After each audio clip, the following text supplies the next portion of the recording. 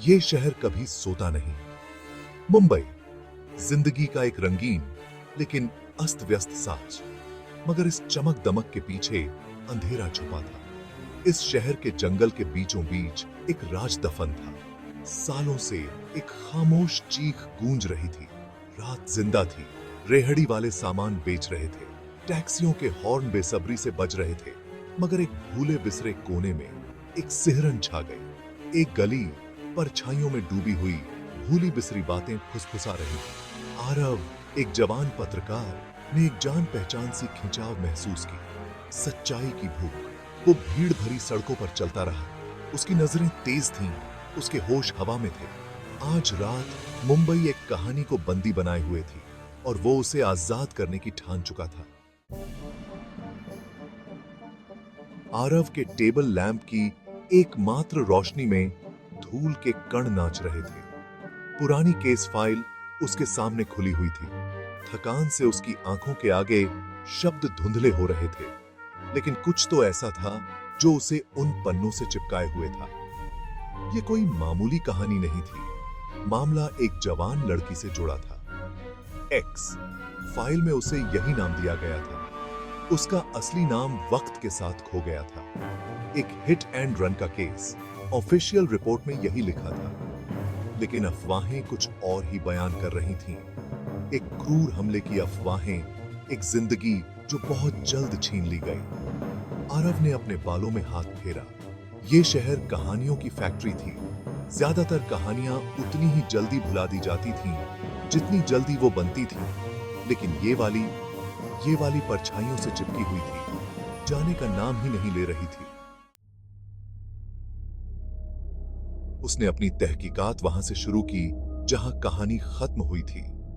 उस खंडहर नुमा घर से। घर का रंग उखड़ा हुआ था, खिड़कियां बंद थीं, त्रासदी का एक सबूत। हवा में सड़ांध और किसी और चीज, डर की गंध फैली हुई थी। जैसे जैसे रात होती गई, सन्नाटा और भी गहराता गया। दूर से ट्रैफिक की आवाजें आ रही थीं।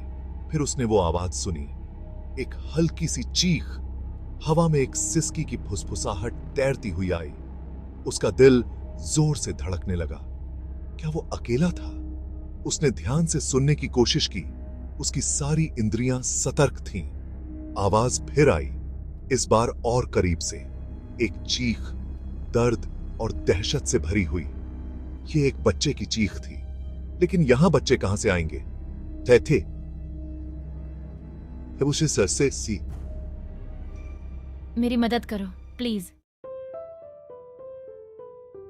आरव की तहकीकात की खबर फैल गई। ये खबर शहर के एक शांत कोने में मीरा तक पहुंची, उस चहल पहल भरी दुनिया से कोसों दूर जहां वो पली बढ़ी थी। वो जिस अतीत को पीछे छोड़ने की बहुत कोशिश कर चुकी थी, वो उसे वापस बुला रहा था। उसे बस सोच दी थी। एक्स। ये नाम उसके दिमाग में गूंज रहा था।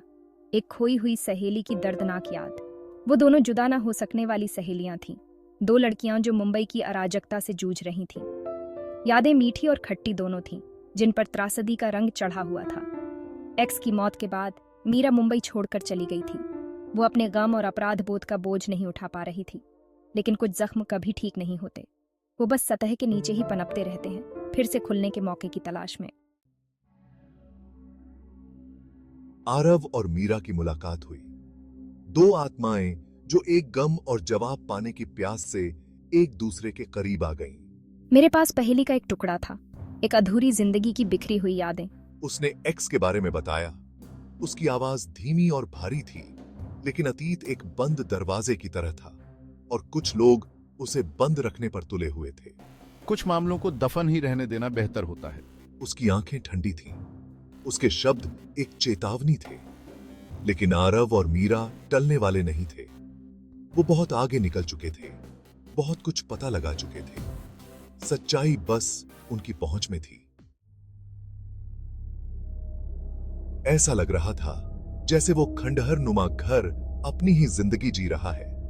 फर्श का हर एक तख्ता, टूटी खिड़कियों से आने वाली हवा की हर एक फुसफुसाहट एक कहानी सुना रही थी। एक्स ने अपने आखिरी दिन यहीं बिताए थे। मीरा, आरव को अपने साथ ले गई। उसका हाथ आरव के हाथ में कांप रहा था। हवा में उसकी मौजूदगी का एहसास हो रहा था। मीरा मानो उसे देख सकती थी, उसकी हंसी को सन्नाटे में गूंजते हुए सुन सकती थी। लेकिन कुछ और भी था, डर।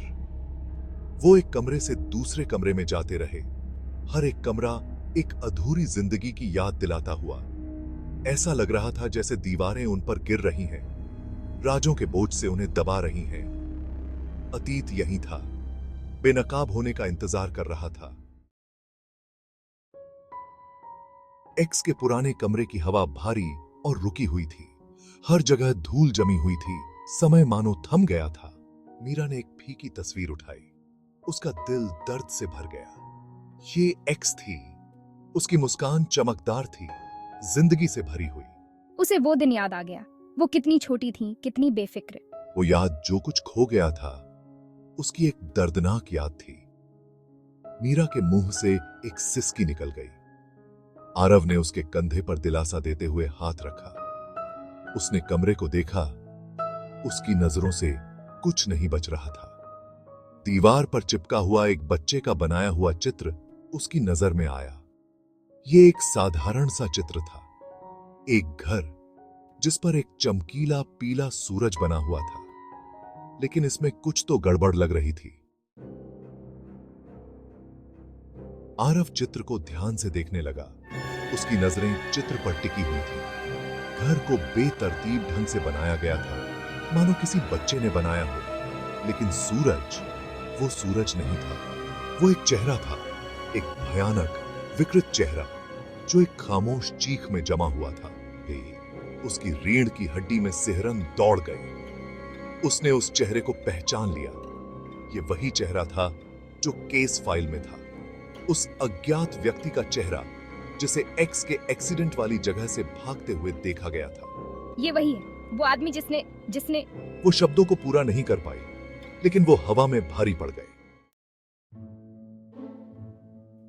भयानक सच्चाई खुलने लगी। चित्र, फुसफुसाहट, वो डर जिसने पूरे शहर को अपनी चपेट में ले रखा था।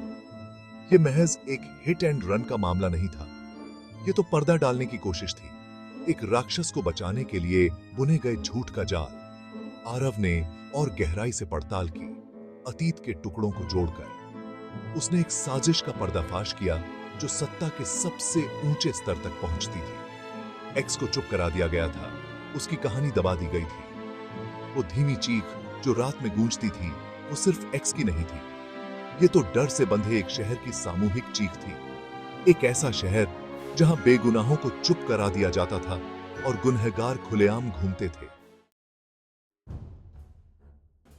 सच्चाई ने मुंबई को हिलाकर रख दिया। जो मामला सालों से ठंडा पड़ा था, वो अचानक से सुलग उठा, गुस्से और न्याय की प्यास से भड़क उठा।